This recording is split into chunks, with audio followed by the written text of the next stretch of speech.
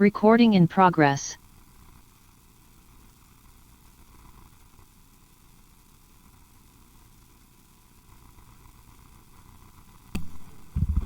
Señorita secretaria, ¿estamos en condiciones de iniciar? Sí, señor presidente, buen día. Buen día. Le informo que se encuentran presentes todas las partes, que el doctor Racamato asume la representación del doctor Renzo Viga y que los imputados Sorsoli y Juárez, según informan sus abogados, se encuentran descompuestos, por tal motivo no se han hecho presentes a la audiencia del día de la fecha. Bien, entonces damos por clausurada la etapa de prueba y escuchamos la señor secretaria si puede proceder a la lectura de lo que hemos resuelto sobre la incorporación por lectura. Sí, resolución 96 del 2023, de fecha 3 de mayo del 2023. El acuerdo de los autos caratulados legajo de prueba dentro de los autos Giselle, Guillermo Hernán y otros sobre desaparición forzada de personas, expediente FRO 22074, de trámite por ante este Tribunal Oral en lo Criminal Federal número 2 de Rosario, efectos de resolver sobre la solicitud de incorporación por lectura de actas y documentos, así como también pedidos vinculados a medidas de prueba. Considerando que corresponde a este tribunal expedirse sobre las oposiciones formuladas en relación a la incorporación por lectura de determinadas actuaciones y también respecto a ciertas medidas solicitadas por el defensor público oficial, doctor Gesino, y por el doctor Mayer, vinculados fundamentalmente a prueba. En primer término, este tribunal abordará lo pertinente de las oposiciones suscitadas en la jornada de juicio de fecha 24 de abril del corriente año en relación a la incorporación por lectura de actas, documentos y declaraciones testimoniales. En tal sentido, sobre el pedido de incorporación por lectura del informe elaborado por el licenciado Daniel Torres, obrante a fojas 6040-6049 del expediente principal FRO 22074, teniendo en consideración que en la jornada de audiencia de fecha 23 de febrero del 2023 se tuvo por desistida su testimonial conforme pedido de común acuerdo de las partes, sin incorporar pieza procesal alguna, corresponde mantener el criterio adoptado por este tribunal en aquella oportunidad. Sobre el pedido de incorporación por lectura de la declaración testimonial efectuada por el doctor Álvaro Campos, juez de primera instancia de la provincia de Santa Fe, durante la etapa de instrucción, obrante a fojas 987 y 989 del expediente principal, corresponde su rechazo, atento que el testigo declaró por escrito en el juicio, conforme a las facultades que le otorga el artículo 250 del Código Procesal Penal de la Nación, y en ese marco la defensa tuvo la oportunidad de interrogarlo. En su caso, el doctor Gesino tampoco fundó su petición para la incorporación al debate de la pieza procesal que pretende esa parte agregar. Conforme a la posición formulada por el fiscal general y la querella, doctor Penisi, corresponde analizar la petición del doctor Gesino de incorporación por lectura de la declaración testimonial de Ramón Casco, obrante a fojas 2505 del expediente principal y la solicitud de ampliación de su testimonial en juicio. Resulta necesario señalar que el testigo Ramón Casco declaró en dos oportunidades durante la audiencia de debate, fechas 17 de febrero del 2022 y 26 de agosto del 2022. Y el defensor público oficial tuvo la oportunidad de interrogar al nombrado y así lo hizo. No obstante, que en la primera oportunidad, 17 de febrero del 2022, fue interrumpida la declaración testimonial por el agotamiento de Ramón Casco, ello no implica por sí mismo una afectación al derecho de defensa que alega el doctor Gesino. Inclusive, como ya se dijo, el testigo Ramón Casco prestó declaración testimonial nuevamente en fecha 26 de agosto del 2022, siempre con la intervención y acompañamiento por parte del personal de la DOVIC y del Programa de Protección de Testigos de la provincia de Santa Fe. Sobre esto último, es dable mencionar al informe remitido por Malena Derdoy, directora de la DOVIC, a través del Ministerio Público Fiscal, que concluye que el nombrado no se encuentra en condiciones de prestar declaración testimonial, ya que de hacerlo se causaría con ello un daño mayor a su salud mental y a la proyección de los modos de sobrellevar el sufrimiento por la muerte de su hijo. Además, en fecha 1 de febrero del 2023, se informó a las partes la prueba testimonial restante y se las intimó para que, en el término de 2 días hábiles, manifestaran si, según sus registros, quedaban testigos pendientes de ser citados, para, en su caso, verificar ello y proceder a su programación. En el caso concreto de Ramón Casco, también resulta importante señalar que todos los operadores del sistema judicial debemos prestar la mayor atención posible y tomar medidas necesarias para amortiguar la revictimización secundaria. En definitiva, en ese marco descripto, Sin perjuicio de que en la primera oportunidad se interrumpió la declaración testimonial de Ramón Casco por su visible agotamiento, no se vislumbra afectación alguna del derecho de defensa. En tal sentido, el doctor Gesino no especificó si existían contradicciones o temáticas sin abordar para formular tales pedidos, más allá de una invocación genérica y falaz sobre la falta de posibilidad para interrogar a Ramón Casco. Por tanto, corresponde rechazar los requerimientos efectuados por la defensa respecto del testigo antes mencionado. Por otra parte, sobre el pedido de incorporación por lectura del testimonio de Apanovich, obrante a fojas 4.560, 4.563, este tribunal entiende que corresponde su rechazo atento que el doctor Apanovich declaró en calidad de testigo en la audiencia de debate y la defensa tuvo en aquel momento la oportunidad de interrogarlo. Así, la defensa pretende incorporar una pieza procesal que no le fue exhibida al testigo Apanovich y que esa parte tenía conocimiento de la misma con anterioridad. Respecto a la incorporación por lectura de fotografías tomadas por el doctor Gesino en la medida judicial llevada a cabo dentro de la comisaría séptima, este tribunal rechaza los términos empleados por el defensor público oficial en cuanto se refiere a la afectación del derecho de defensa por parte de este tribunal. No obstante, se hace lugar a la incorporación de esa documentación sin perjuicio de su valoración al momento de la sentencia. En virtud de lo antes expuesto y atento a lo oportunamente solicitado, corresponde hacer lugar a la incorporación por lectura de las actuaciones señaladas por las partes en sus respectivos escritos de ofrecimiento, así como también a los elementos detallados en los escritos sobrantes a fojas 1795, 1796, 1797, 1800, 1806. Punto 1, 2, primer párrafo y punto séptimo, y 1807, sobre los cuales no se dispuso su rechazo conforme lo expuesto en el apartado precedente. Atento a la falta de individualización de la documental y actas solicitadas por parte del doctor Giacometti, ver punto 6, 46 de la resolución 105/21, no corresponde hacer lugar al oportunamente peticionado. Asimismo, resulta menester señalar que oportunamente se hizo lugar a la prueba documental solicitada por la doctora Travesaro en el punto 1 del A al U del escrito obrante a foja 6.895-6.921 del expediente principal, intimándose a la letrada para acompañar en soporte papel y digital esa documental.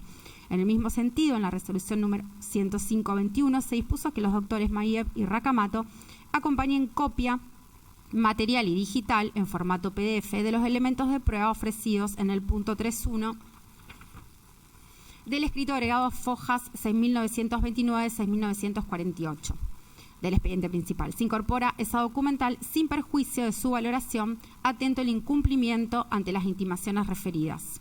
Ahora bien, corresponde tratar los demás planteos formulados por el doctor Gesino a fojas 1800, 1806, que no fueron abordados precedentemente, así como lo peticionado por el doctor Mayev a fojas 1794.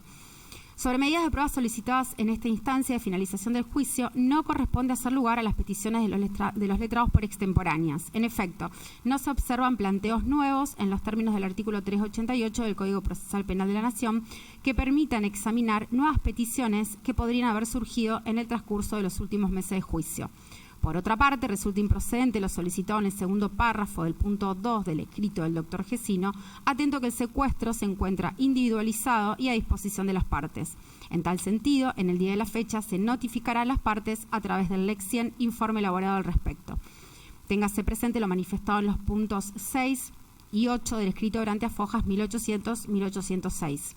Por último, cabe aclarar que el decreto de fecha 19 de abril del 2023 se intimó a las partes para facilitar el control sobre nuevos pedidos de incorporaciones de actas y documentos, atento que la jornada de juicio del día 24 de abril del 2023 estaría destinada a ello. Sobre la premura señalada por la defensa, esa parte interviene en la presente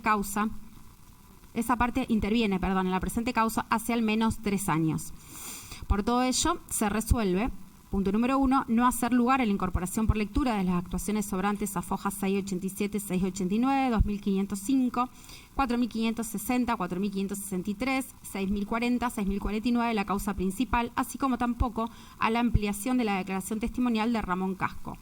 Punto 2, hacer lugar a la incorporación por lectura de las actuaciones señaladas por las partes en sus respectivos escritos de ofrecimiento de prueba, así como también a los elementos detallados en los escritos sobrantes a fojas 1795, 9697, 1800, 1806, punto 1, 2, primer párrafo y 1807 y 1807, sobre los cuales no se dispuso su rechazo conforme a lo expuesto en el apartado 1 del presente decisorio. Punto número 3, no hacer lugar a lo solicitado por el doctor Giacometti conforme a lo dispuesto en el punto 646 de la resolución número 105/2021 e incorporar la prueba documental detallada por la doctora Atravesada en el punto 1 del A al U del escrito verante a fojas 6.895, 6.921 y los elementos de prueba ofrecidos en el punto 3.1 del escrito agregado a fojas 6.929, 6.948, todos ellos del expediente principal, sin perjuicio de su valoración, atento al incumplimiento ante las intimaciones referidas. Punto número 4, no hacer lugar a las medidas solicitadas por los doctores Gesino y Mayev, conforme escritos orantes a fojas 1794 y 1800, 1806, puntos 3, 4 y 5. Punto número 5, tener presente lo manifestado por el doctor Gesino en los ítems 6, 8 y 11 con las aclaraciones efectuadas en el apartado 3 del presente decisorio. Punto número 6, notificar informe elaborado sobre individualización del secuestro reservado para la presente causa. Y punto número 7 y último, insertar la presente, notificar a las partes y publicar en el Centro de Información Judicial. Muchas gracias, señorita secretaria. Le pregunto a la Fiscalía y la querida si han establecido un orden para los alegatos. Sí, señor presidente. Adelante. Bueno, ¿Me disculpa un segundito? Las reservas recursivas que efectuó oportunamente, si se habrán de tener presentes. Bien, la tenemos presente, la ampliamos. Bueno, muchas gracias.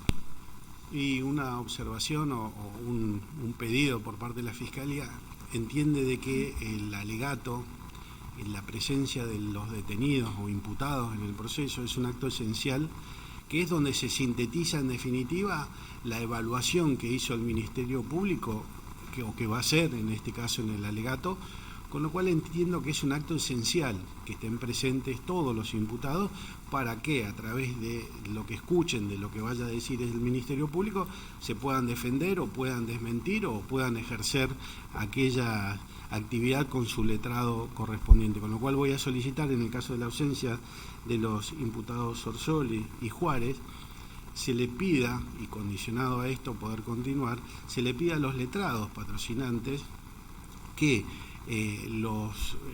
les den una grabación de todo lo que diga este Ministerio Público a los efectos de que, comprometiéndose ellos a que lo escuchen, a poder ellos ejercer esta posibilidad de defenderse de todo lo que va a manifestar este Ministerio Público. Nada más, señor presidente.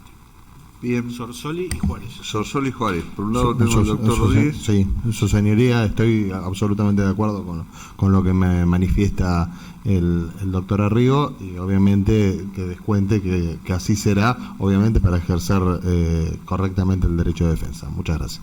Bien, doctor Gesino. Sí, igual en el caso de Juárez, además en este caso vamos a acompañar el certificado médico. Muchas gracias. Muy bien. ¿Estamos en condiciones, señor fiscal? Siempre, señor presidente. Adelante, lo Bueno, escuchamos. vengo a formular alegato en los términos del artículo 393 del Código Procesal Penal de la Nación. En el comienzo de este juicio hemos escuchado con atención los distintos requerimientos de elevación a juicio, tanto de la Fiscalía como de la querella. Esta fue y va a ser, en definitiva, el comienzo del alegato en relación a la base fáctica. En base a esto se desarrolló todo el juicio.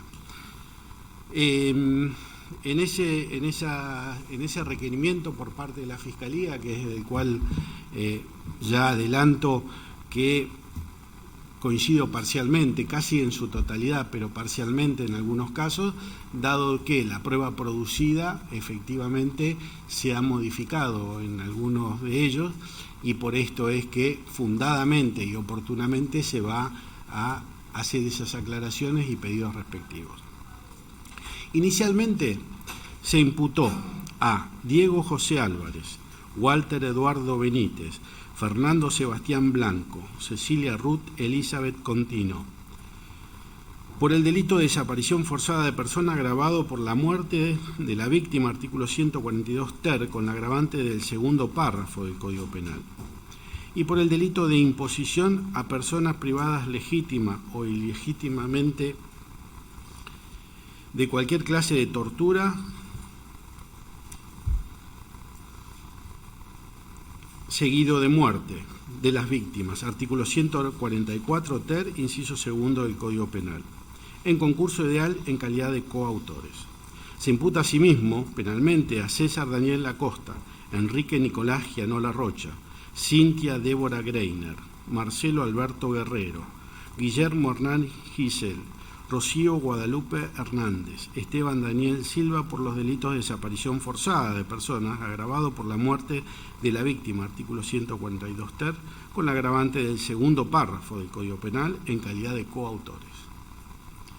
Se imputa también penalmente a Romina Anaí Díaz, Belkis Elizabeth González, Ramón José Juárez, Rodolfo Jesús Murúa, Walter Daniel Ortiz, Franco Luciano Sorsoli, por el delito de desaparición forzada de personas agravado por la muerte de la víctima, artículo 142 ter, con la agravante del segundo párrafo del Código Penal en calidad de partícipes secundarios. Se imputa penalmente a Pablo Andrés Císcaro y Daniel Augusto Escobar por el delito de encubrimiento doblemente agravado, artículo 277, inciso primero, apartados B y E, agravado por el inciso tercero, apartados A y D del Código Penal. Finalmente, se imputa penalmente a Alberto Daniel Crespo como autor del delito de falso testimonio previsto y penado en el artículo 275 del Código Penal. Con esta base se abrió el debate.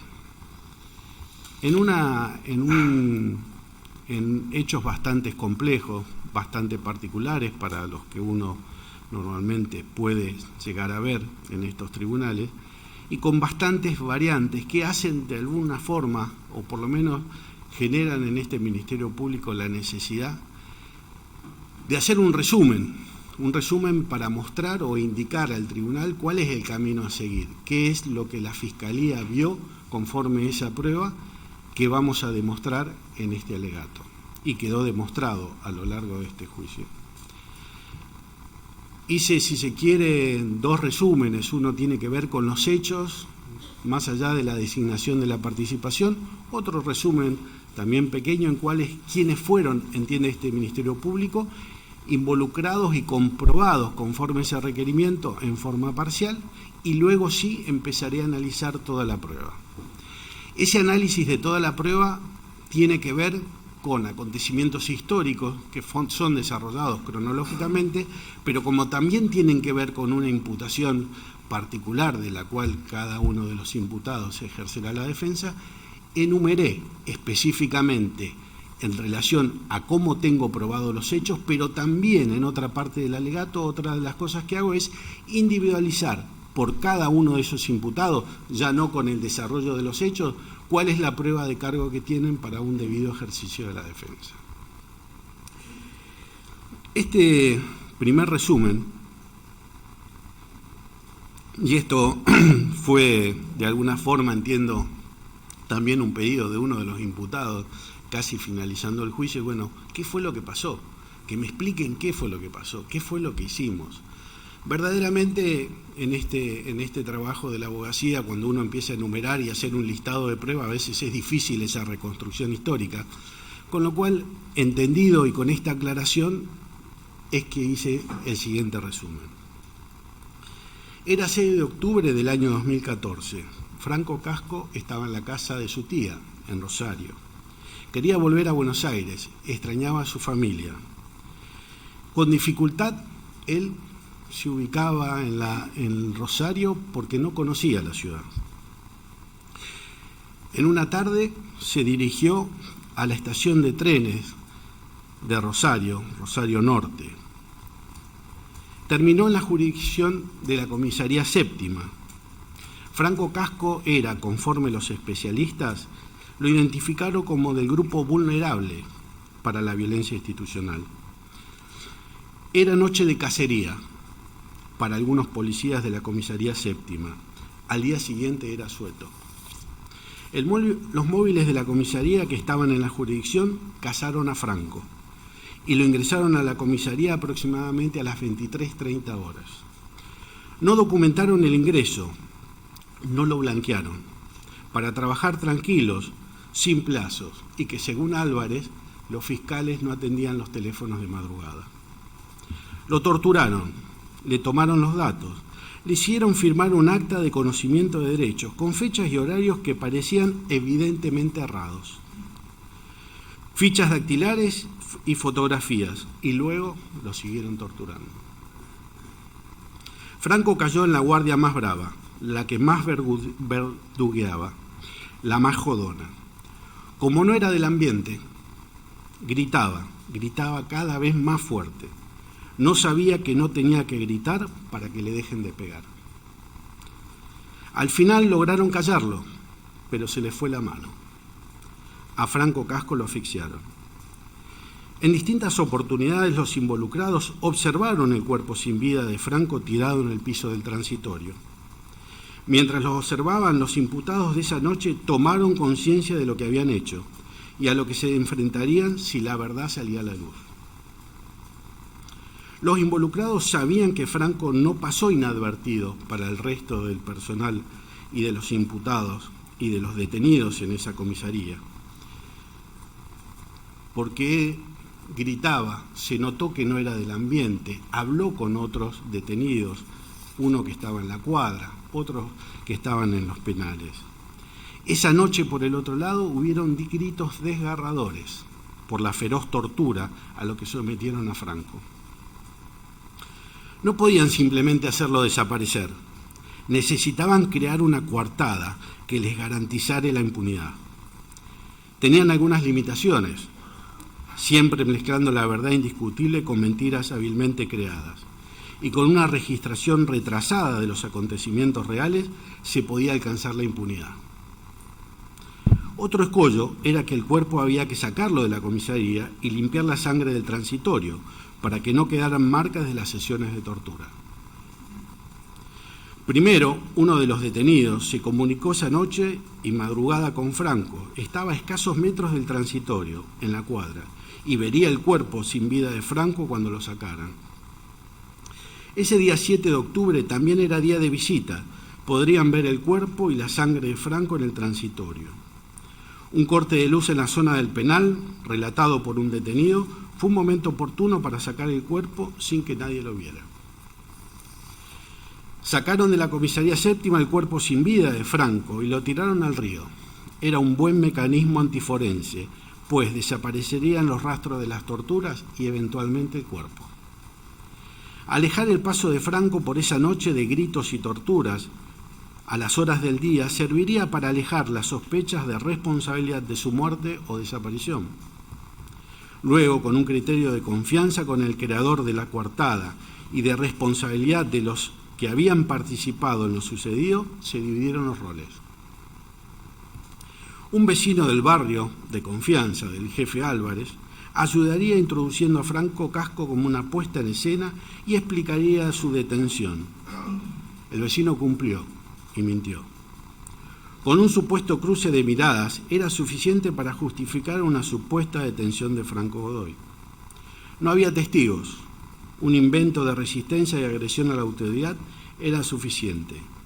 Una doctora que se conformaba con los dichos de los funcionarios y una foto era perfecto, y así fue. Los acontecimientos se precipitaron y los familiares de Franco aparecieron en la comisaría séptima a preguntar por el paradero, y ellos negaron inicialmente el paso de Franco por la comisaría.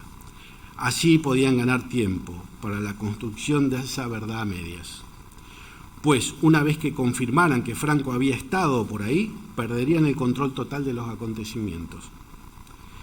Con ese criterio de confianza y en algunos compañeros del jefe, funcionarios de asuntos internos, podrían ayudar para seguir ganando tiempo y en una de esas conseguir la impunidad.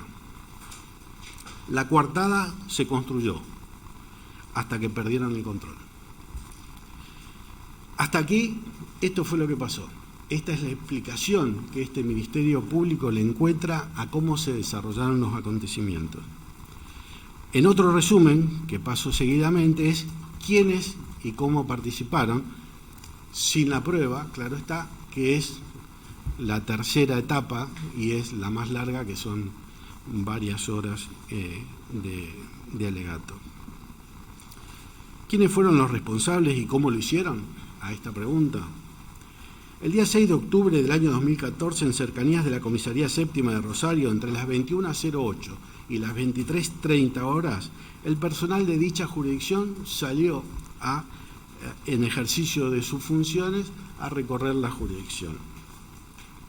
En concreto, Álvarez, según él, con personal a cargo, y Romina Díaz, en móviles policiales de la Comisaría Séptima. En el camino, privaron de libertad ambulatoria a Franco Ezequiel Casco y lo trasladaron a la referida comisaría, en la cual fue ingresado en horario cercano a la medianoche. Los funcionarios policiales tampoco documentaron aquel procedimiento y no se dejó registro en el libro Memorándum de Guardia. Una vez ingresado en la Comisaría Séptima, Franco fue aislado en el calabozo cuartito muy pequeño, oscuro, oloroso, sucio, sin acceso a un baño, denominado indistintamente la jaulita, el incomunicado, el transitorio, la celdita, el buzón, el freezer. Espacio indicado en esas fojas 336 como WC, el cual fue utilizado a lo largo de este debate. Habitualmente, por el personal de dicha dependencia alojaba ahí transitoriamente a las personas que demoraban sin causa, invocando que lo hacían por averiguación de antecedentes, enmascarando esas situaciones con la engañosa calidad de demorados. Esa noche se encontraban presentes en la Comisaría Séptima el subcomisario Álvarez, Díaz, Benítez, Blanco, Contino, Silva y Sorsoli. Los funcionarios policiales, además de detenerlo ilegalmente, no dieron aviso a la justicia sobre la detención de Franco Casco. Esta omisión se explica del siguiente modo. Se registraban esas detenciones como fundadas en el artículo 10 bis de la Ley 7395 de Santa Fe, averiguación de identidad. Solo contaban con 6 horas para realizar los trámites de rigor y luego de ello debían indefectiblemente liberarlo. Si registraban la detención fundada en algún supuesto de flagrancia y conforme normativa aplicable, debían ponerlo a disposición del fiscal en un plazo que no excediera las 2 horas.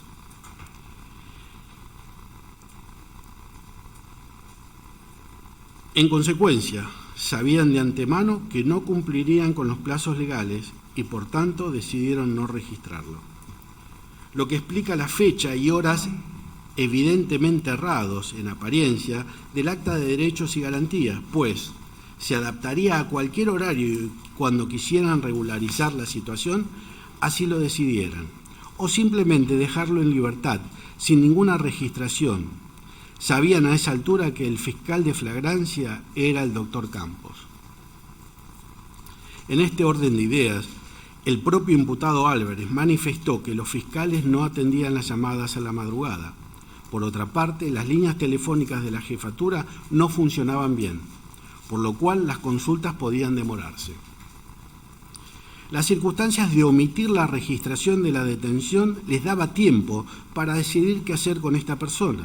Durante ese lapso estaban a merced de los funcionarios policiales. Como dijo en esta audiencia la testigo Eugenia Cosi, doctora en antropología y docente de la Universidad Nacional de Rosario, existía un momento de dominio policial de la escena. Asimismo, a esta circunstancia se le sumaba el tiempo y la posibilidad de corrección y manipulación de los hechos a partir de la utilización de un borrador del libro de guardia. Una vez allí, en horas de la madrugada del día 7 de octubre, la víctima fue sometida a una sucesión de agresiones y malos tratos prolongados e intensos. Fuertes golpes, patadas, asfixia, baldazo de agua, agresiones verbales y amenazas. Se escuchaba que lo sacudían contra las paredes. Franco gritaba mucho, se notaba que no era del ambiente, porque no sabía que no tenía que gritar para que le dejen de pegar. Además, el personal de la comisaría no permitió que los propios internos le entregaran agua o comida. Franco pedía algo para tomar y no le daban. En vez de ello, le tiraron un baldazo de agua.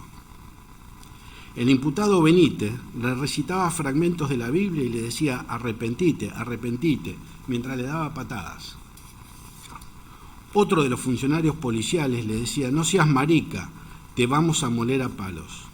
Le decían: hacete el vivo ahora, no te salva nadie, y luego se escuchaban gritos de auxilio. Durante la salvaje golpiza, Franco gritaba desesperadamente y gemía de dolor. No eran gritos normales. Estos golpes ocurrieron en 2 momentos distintos, todo ello durante la noche del 6 de octubre y madrugada del 7, lo cual duró no menos de 2 horas. En una primera ocasión, los agresores, que eran al menos 3 adentro de la celda y una mujer en la puerta, lo golpeaban salvajemente por un tiempo prolongado. Dentro de la celda estaban Álvarez, Benítez y un tercer hombre. En la puerta estaba Contino. Pararon por un rato de pegarle y allí le tomaron sus datos personales. Lo ficharon, le hicieron firmar el acta de conocimiento de derechos y le sacaron fotografías. En esta, Franco aparece claramente golpeado y con la ropa mojada. Luego volvieron a pegarle. Esta segunda golpiza duró menos tiempo y luego de ella hubo un silencio total. En esta ocasión participaron al menos Álvarez y Contino. En las sesiones de golpes también participaron los imputados Blanco y Silva. Conforme a lo relatado por uno de los detenidos, una mujer policía les decía que dejaran de pegarle porque se les iba a ir la mano. Como ya dijimos, luego de los golpes hubo un silencio total. No se escuchó más nada. Uno de los policías dijo: no se mueve, no se mueve. Y otro le respondió: bueno, déjalo ahí. Luego de lo ocurrido, a los policías se los vio alterados y discutiendo entre sí. El día 7 de octubre, martes, durante la visita femenina, ninguno de los internos vio a Franco Casco en la comisaría séptima.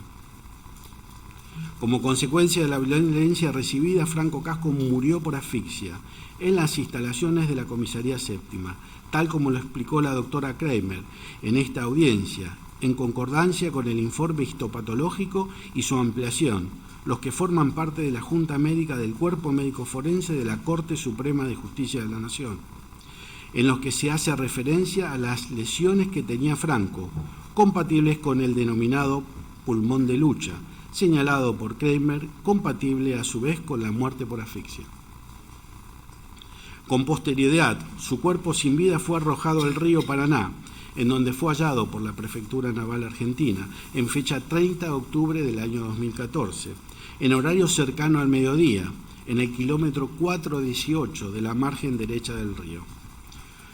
Luego de lo ocurrido el 6 de octubre a la noche y 7 a la madrugada, los aquí imputados fraguaron un sinnúmero de documentos públicos y libros, simularon consultas oficiales y, en definitiva, hicieron un montaje con el cual pretendieron probar que Franco Casco había sido detenido y alojado en la comisaría séptima el día 7 de octubre del año 2014, en aproximadamente entre las 13 horas y las 22 horas, donde, según ellos, había sido liberado.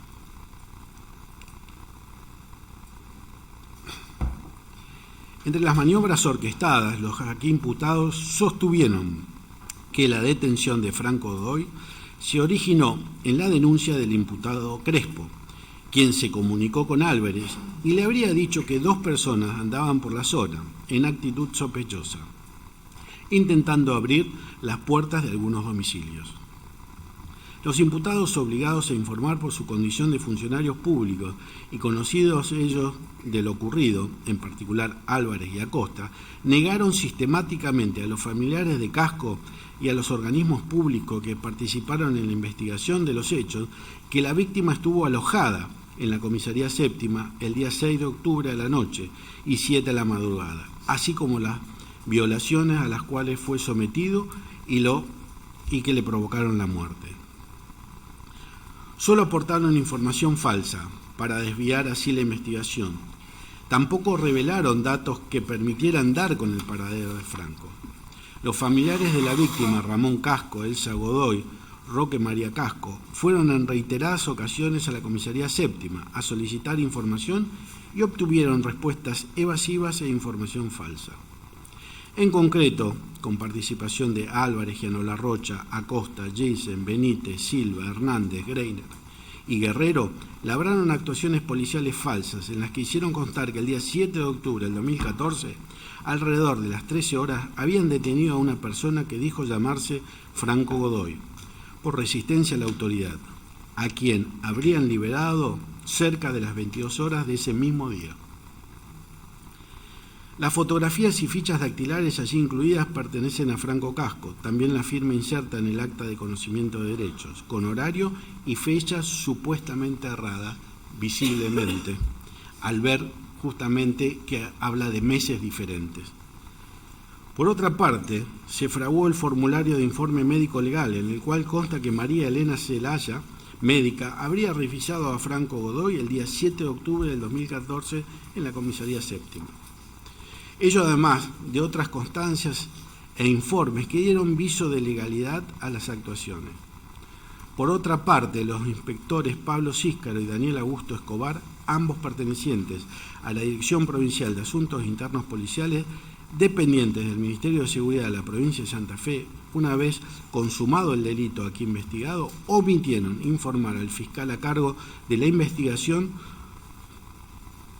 lo relatado por varios de los detenidos alojados en la comisaría séptima en las entrevistas concertadas en el denominado La Cuadra de dicha dependencia, por cuanto dichos internos le manifestaron haber escuchado los tormentos a los que fue sometido una noche en la dependencia de dicha comisaría, un joven, siendo que algunos incluso identificaron a ese joven como Franco Casco.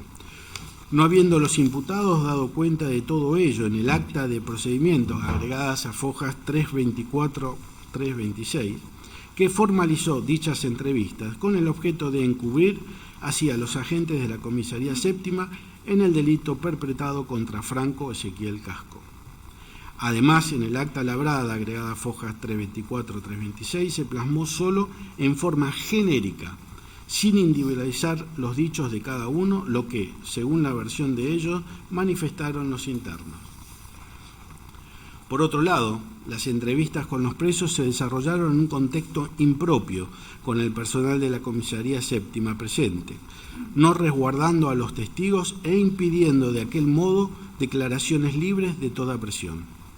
Finalmente, que el imputado Alberto Daniel Crespo realizó declaraciones falsas en sucesivos actos ante diversas autoridades, a saber, sede policial, en entrevista presentada en asuntos internos, en declaración ante el Ministerio Público de la Acusación y en la Fiscalía Federal. Hasta aquí, este es un resumen de la responsabilidad.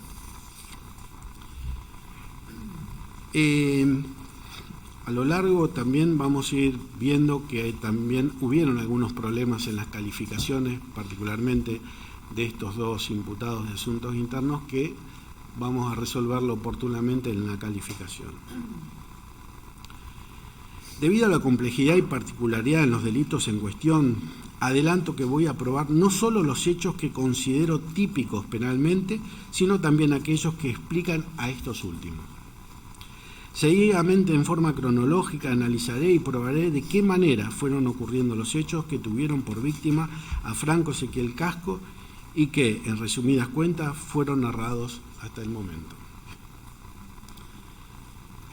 Franco Casco estuvo en Rosario los días previos a su desaparición. Ellos se prueban con los testimonios de Roque María Casco, Rubén Darío Retamar, declaraciones agregadas a fojas 43, 44, 548 y 550 de Elsa Godoy, incorporadas por lectura, Ramón Casco, Malvina y Karina Godoy. De la documentación, la denuncia de Procubín, agregada a fojas 9/16, denuncia efectuada por Roque María Casco en comisaría 20, agregada a fojas 78-80. Acta de entrevistas a Roque María Casco por parte de Asuntos Internos, obrante a fojas 226. Esta cuestión no fue controvertida, así que con esto termino esta afirmación. Luego, lo ocurrido el 6 de octubre del 2014, previo a su privación de la libertad, como hecho antecedente, que en esta audiencia lo vimos al principio, que por qué es que aparece en la jurisdicción de la comisaría séptima. Ese día por la mañana, Roque María Casco, tía de Franco, lo acompañó a la estación de trenes Rosario Norte para comprar un pasaje del tren de regreso a Buenos Aires. Fueron y volvieron en colectivo de la línea 110. Allí les informaron que el tren salía recién a las 12 de la noche de ese mismo día y que para comprar el pasaje debían regresar a las 21:30 horas. Entonces regresaron a la casa de Roque María Casco, ubicada en calle Garzón 1300 bis de Rosario, zona norte. Su tía se fue a hacer unos trámites y aproximadamente a las 5 o 6 de la tarde de ese mismo día, Franco Casco le dijo a su primo Rubén Retamar que se iba y se fue. Salió de la casa con su mochila, en la cual tenía toda su ropa y objetos personales, incluido el DNI. También tenía algo de dinero con él. Franco se dirigió hacia la zona de la terminal de tren. No se ubica bien, pues no conocía la ciudad, como ya dijéramos antes. Llevaba puesto un pantalón de jean, una remera manga larga azul, una campera deportiva con logo de Argentina y zapatillas negras. Nótese aquí que en las fotografías de las actuaciones policiales Franco tenía ese jean y esa remera de mangas largas. Ello se prueba con la declaración testimonial de Roque María Casco, Rubén Retamar y Ramón Casco. La declaración de Elsa Godoy, agregada a fojas 548-550 antecitada, incorporada por lectura, donde dijo: después me llamó la tía diciéndome que lo habían acompañado a la estación de tren a la mañana y no había conseguido pasaje y tenían que esperar hasta las 23 horas para que salga el tren para Buenos Aires, pero tenía que estar a las 21 horas el día 6 en la estación. Con estos datos podemos afirmar que cuando Franco Casco se fue de la casa de su tía ese 6 de octubre por la tarde, emprendió camino hacia la estación de trenes Rosario Norte y haber terminado incluso en las inmediaciones de la terminal de ómnibus, ubicado a al menos 30 cuadras de la estación de trenes, ya que no conocía la ciudad y no se ubicaba bien. Con ello cabe concluir que Franco Casco estaba en cercanías de la comisaría séptima en el horario en el cual lo privaron de su libertad, tal como ya relaté.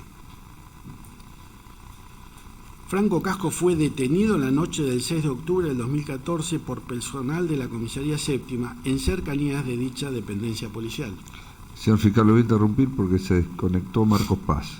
Bueno, Le pregunto, está Silva y Acosta allí.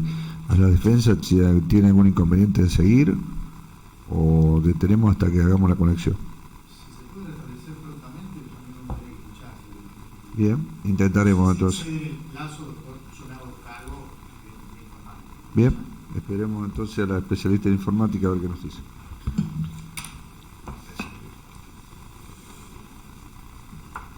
¿Querés mate, gordo? No querés mate. Tranquiliza. Un tetilo, todo yo un mate.